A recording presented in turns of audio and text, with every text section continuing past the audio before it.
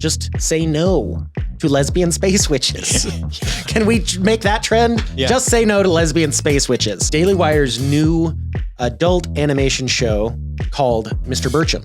I think it takes place in California, doesn't it? Yeah, it's in LA. It's like everything's changed around him, which I think a lot of people can identify with that. But the point here is that Disney Star Wars is giving you lesbian communist space witches. And Daily Wire is putting out perfectly watchable Mr. Birchum, funny adult animation.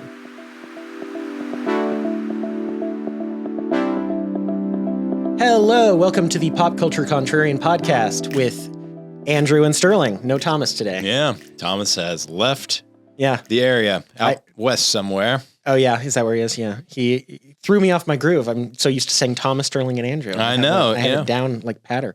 Anyhow, we need you back, Thomas. Yeah, indeed. He will return. Yeah. That's Most likely. most likely. Yeah. Lord willing and the creek don't rise, as my family likes to say. Right. So our topic today is Daily Wire's new adult animation show called Mr. Birchum. And it's kind of the brainchild of Adam Carolla, I think, and you know more about that than I do, Andrew. So why don't you start us off there? Yeah, so Adam Carolla, he kind of got his start in radio in the 90s. Mm-hmm. And this Mr. Birchum character is one of his radio shtick character kind of guys. I think he said he invented him in 1997. Okay. And he's made appearances in other things that Adam Carolla has done over the years. He's kind of famous for working on The Man Show or Crank Yankers or some of those kind of comedy, crass sort of shows from the 90s and the early 2000s. Yeah, I actually hadn't seen The Man Show, but you showed me some clips before we started. I think I'll have to go back and watch some of that. It seems kind of funny. Yeah, it's one of those shows that, you watched as a kid and your parents didn't know. Probably. If you had good parents, they didn't know about it. Yeah. And I'd say it's PG-13. Yeah. Yeah. Man humor, as it were. Yeah. Couldn't make that show today. So who is Mr. Birchum, the character? He's this shop teacher, right? Yeah. He's almost like a Ron Swanson-esque character. A little bit in terms of practicality, hands-on. Yeah, he gives off some Ron Swanson He vibes. sort of almost looks the part, too. He's got the mustache. I wouldn't say that he is Ron Swanson. No. He's not, the show isn't overtly political. Culturally. Anyhow, Mr. Birchum is not overtly political. There are other characters who are very much pushing political causes. But Mr. Birchum is just like, let's just return to good old-fashioned manly America. And it's more about the manly front than it is about any political aspect.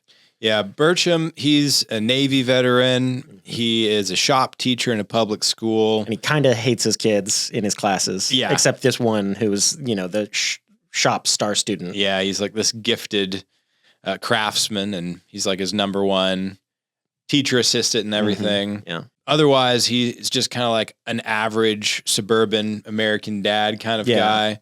I think it takes place in California, doesn't it? Yeah, it's in LA. So he's sort of this guy who's surrounded by... Yeah, he's kind of a fish out of water. Right, yeah. I mean, it's like everything's changed around him, which I think a lot of people can identify with that. And that is... I'm only 30 and I can identify with that. Well, yeah, and I know I watched the opener during the pilot. They had this, if you go on Daily Wire Plus... kind of opening party with all the... Yeah, like a viewing party. Mm-hmm. And they were talking about, we made this for the guys, the flyover country Americans who are kind of forgotten. But it's true, like a lot of stuff has changed around these guys, but they didn't. They're the same. And things aren't getting made for them anymore. Right. And the idea was, we're going to make something for you. Yeah. So that's kind of, I guess that's our sales pitch for why you should watch Mr. Birchum, is this has been made for you, the normal American. And I say normal on purpose. Right. The, straight, doesn't want anything overtly sexual, doesn't want, any of this weird new genders and sexualities in your content.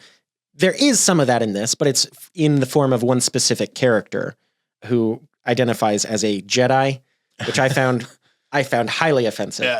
Because Jedi, the way this character uses it, means justice, equity, diversity, and inclusion. And when I tell you what I realized, that works perfectly as an acronym for Jedi and it meets all their criteria for things they care about. That hurt my soul that Jedi could be acronized that way. Yeah. Just a further blow against the just dissolution of Star Wars. Yeah, yeah. And we'll get more to that later, but sticking to Mr. Birchum for now. So episode 1 is just kind of, it's the pilot, of course. It's introducing you to the character, introducing you to his friend who's the remedial, not standard shop, but auto shop. He's remedial audio shop. Yeah. He famously says it's the class that's one step before juvenile detention. Yeah. So it's your last chance before you go to juvie. Yeah. Yeah. And, the show, I would say it stacks up fairly well against a lot of adult animation today. I'd say so. I mean, it's not top tier. I would say in terms of like funniest adult animation, it's probably going to be like Rick and Morty. Mm-hmm. In terms of most successful, that's obviously The Simpsons. It's not those, but there's like a next tier down. Like F is for Family on Netflix and like American Dad. Yeah, I was going to say American Dad is somewhat analogous, although a key difference here is, American Dad, he's that conservative CIA agent, raw America kind of guy, wearing a suit every day. But he's like a shtick in his own right, and he's almost like you're making fun of that red American suburban dad. Yeah, American Dad's more to make fun of that Republican guy. Yeah. Whereas Mr. Birchum is that Republican guy making fun of everyone else. Right. Yeah, exactly. Yeah, yeah. Meanwhile, if you like listening to us making fun of everybody else, feel free to leave us a review. If you like our podcast, The Pop Culture Contrarian, if there's an option on the platform you listen to, give us 5 stars, give us a review, a like, subscribe, hit that bell, depending on where you listen, or if you watch us on YouTube. We'd really appreciate it. Yep. And that's how podcasts grow. So we rely on you for that. Yeah. But anyways, back to making fun of people. Yes. So speaking of, they bring in Roseanne as the principal of the show. Which she was just canceled a few years ago for her conservative beliefs. Yeah. Well, pretty much you get canceled and you go to Daily Wire. That seems to be the pipeline here. Right. So maybe we should try to get some, big name actors canceled, Yeah. So they can go work Who do we want to work for Daily Wire? Yeah. We should start some cancellations. Yeah. Okay. Let's see, Morgan Freeman. Okay. God, I feel bad Tom saying Hanks. that. Tom Hanks, yeah. I feel bad canceling Morgan Freeman, though. Well, I just mean then we get to get him for Daily Wire stuff. Okay. So that's my Although point they would be canceled because they were saying like right and true things, so maybe it'd be okay. Yeah, exactly. But yeah, we should just cancel all the Hollywood actors so they all have to go work for Daily Wire. That seems. This is a great I think idea. we've just stumbled upon the next great idea. # cancel Hollywood. Go and do it right now. So yeah, episode 1, Mr. Birchum is the shop teacher. His wife, Wendy, played by Megyn Kelly. You may know, she's got her Megyn Kelly show. She used to be on Fox. Yep. She plays his wife, Wendy, who's liberal. And in episode 2 talks about throwing a fundraiser for Obama. So like she's really liberal. Yeah. It doesn't quite explain so far how this more Republican and fairly liberal couple ended up together. But yeah, they kind of fight throughout, like friendly banter. And there's kind of like some underlying animosity. And then like one of the kids is more on dad's side and one of the kids is more on mom's side. Yeah. And ironically, they reveal this, I think in episode 3, that the daughter is Wendy's daughter and with another person. And the son is Birchum's son with another person. So they're actually, the son ends up siding more with his mom, with his stepmom, and the daughter sides more with her stepdad. That's just kind of funny. Oh, yeah.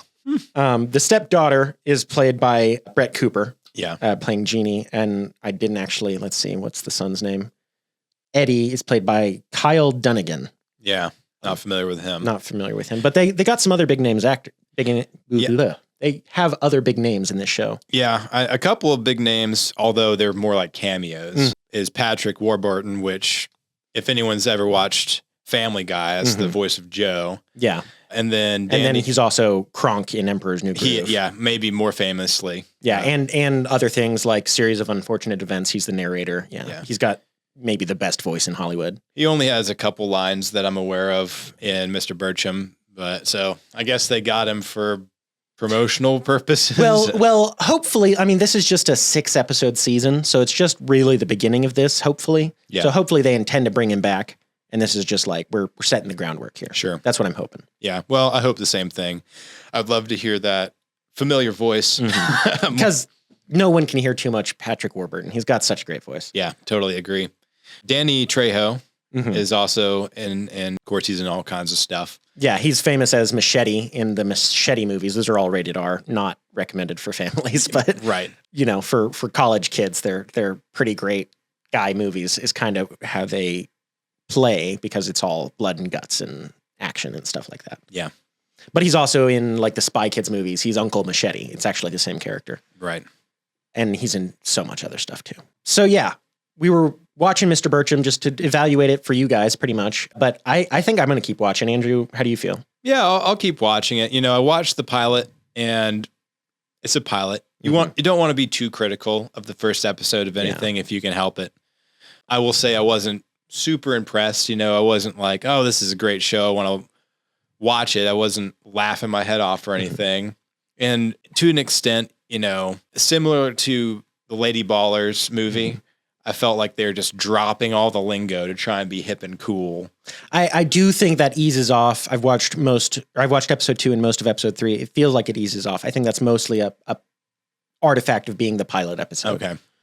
Well, I watched a little bit of episode 2 and it was interesting. And there are a couple of things I think may be worth mentioning that I thought was good. Yeah. So episode 2 is set on Veterans Day, which is like, that's a big change. You won't see any Hollywood show talking about Veterans Day, really. No, I don't think so. Not really. But Mr. Birchum and his Navy vet buddies have this big plan for Veterans Day. So I'll cut to you. Well, you know, you can get free food and beverage throughout the city and the town if you're a veteran on Veterans Day and famous, go to IHOP and get your free food. But they have this whole plan that they've set up to hit every single spot in town and get as much as they can of everything that's available. The plan is to gorge themselves, basically. Essentially. Yeah. But one catch, they're also trying to beat Army because Birchum is a Navy veteran and all of his friends are all his buddies from the Navy. Yeah. And then there's this other group of guys, which they're all Army, and so they've got this animosity and this... and the groups are carbon copies of one another, down to, you know, heights and all that. That's pretty funny. Yeah. And so they're going through town trying to win at gorging one another, or gorging themselves. But they're trying to get to the next restaurant before the other group and get the right booth before the other group steals it from them, stuff like that. I noticed one thing in the very beginning when they're briefing before they're going. The Navy group is the briefing. Navy group, before they're getting on the bus to go throughout the town.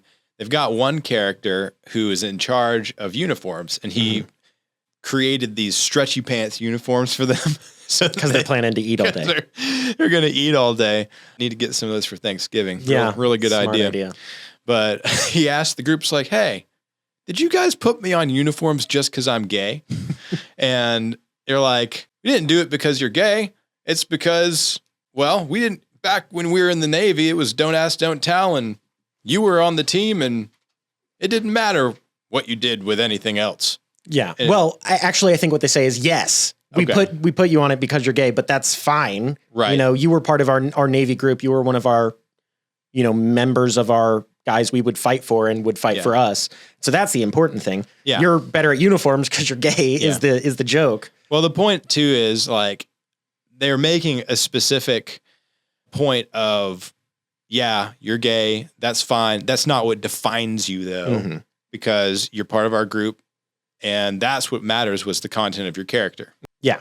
Which was, you know, it's a nice, there's a little bit of the, not preaching so much as this is where we should be, guys. And it's nice when they get it right. Yeah. I will say this show, it is adult animation, so it's got some kind of crass humor. It's not, you know, Daily Wire is not quite a Christian organization, but Jeremy Boring is a Christian, and obviously Ben Shapiro is very devoutly Jewish. But there's no like religious aspect to this show. It's just intended to be a comedy show. And so that's what they're trying to do here. We mentioned some big names actors they got. They've got one other that's notable to some people, and we keep bringing up Star Wars, so we'll jump here in a second. But one of the actors is James Arnold Taylor, who plays Obi-Wan Kenobi in the Clone Wars TV show. Yeah, so I saw voices the character, I guess. Yeah, he voices the character Brad. So it's the animated series. Yeah, in the Clone Wars animated series. There's no Clone Wars movie, or live action anyhow. So that actually kind of gets us to live action Star Wars. Ah, yes. Our favorite. Sterling's favorite in particular. My favorite. He loves all the brand new Star Wars all stuff. the brand new stuff. It's great. The thing that's happening right now, we're recording this on June 13th, episode 3 of The Acolyte just came out. We mentioned The Acolyte a week or two ago before it had started coming out. But now it's coming out, and it seems like it's just as bad as I was worried about. Yeah. So in this recent episode, they introduced, and I'm not joking, this is an accurate description of this group, lesbian communist space witches who give birth without men. Yeah. Thank you, Critical Drinker, for that phrasing. Yeah. Phrasing. Holy cow, you got that one. Nailed it. But that's exactly what this group is. This episode features a lesbian couple who have given birth to these twins who don't have a father, which is, as a Star Wars fan, okay, like lots of people don't love the way the Phantom Menace went, but the Phantom Menace, which is more real Star Wars than Acolyte is, if you can't accept that, then I don't know what's going through your mind, set up that Anakin is special because he was born of the Force with no actual father. So he's kind of, immaculately conceived. And this is just like, oh yeah, this is 100 years before that, and this group of lesbian space witches could do it too. And Anakin's not actually special is really the only way I feel like you can take that. Yeah. But the point here is that Disney Star Wars is giving you lesbian communist space witches, and Daily Wire is putting out perfectly watchable Mr. Birchum, funny adult animation that you can just kind of have on and enjoy and not worry about what's going to be thrown on screen. Yeah. It's just two extremes to a certain extent. I mean, I wouldn't necessarily call Daily Wire Plus extreme, but... And Mr. Birchum definitely, I wouldn't say is extreme. Yeah. Yeah.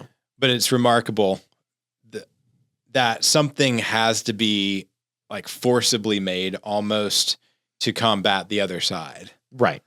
And that's kind of what I feel like Daily Wire is doing. They are setting up a competitor to Hollywood, and I wish them all the success in the world, and that's why we review these, because we want to kind of spread the word. Mm-hmm. But Hollywood took 100 years to build, right? Sure. So Daily Wire Plus isn't actually going to be dethroning Hollywood in terms of success anytime soon, or even in terms of quality. They're getting there. They're improving their quality. They're getting better at all this stuff, but it's going to take a long time.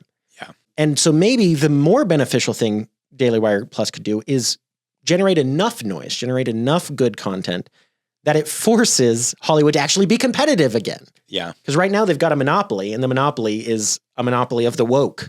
And so they can say whatever they want, and you're going to watch it because you're not going to have an alternative. And so that's what Daily Wire and other people like Tim Pool, not with movies, but with music, are trying to do. They're trying to set up alternatives so you don't have to have this woke stuff down your throat. Well, I think that's a good point too, Sterling, that even if it's not the same quality and it's not the same level, that it is making noise, and then the reaction from the public is going to tell the story, say, hey, I like this.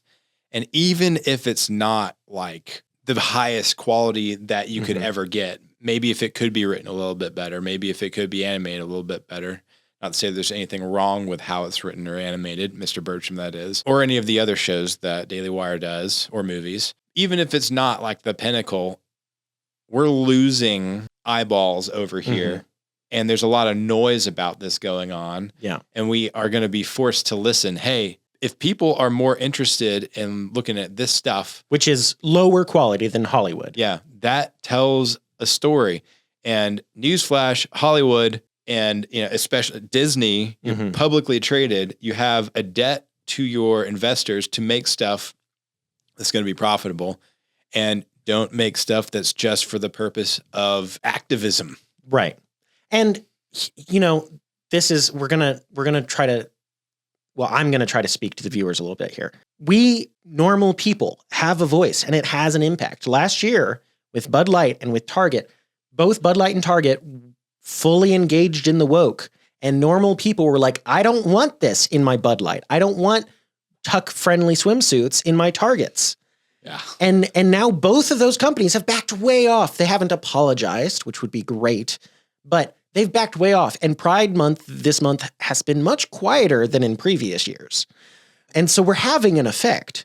And so maybe you should start thinking about not watching the next Disney thing that comes out. I haven't willingly given money to Disney in 2 or 3 years at this point. If we all did that, if we even said, I'm not going to go to Disney parks, I'm going to go to Universal Orlando or whatever alternative you have, Six Flags, we might be able to force Disney to actually course correct. And then we can go back because Disney is this great cultural touchstone of America. And it's something I don't want destroyed. Yeah. But they're destroying themselves.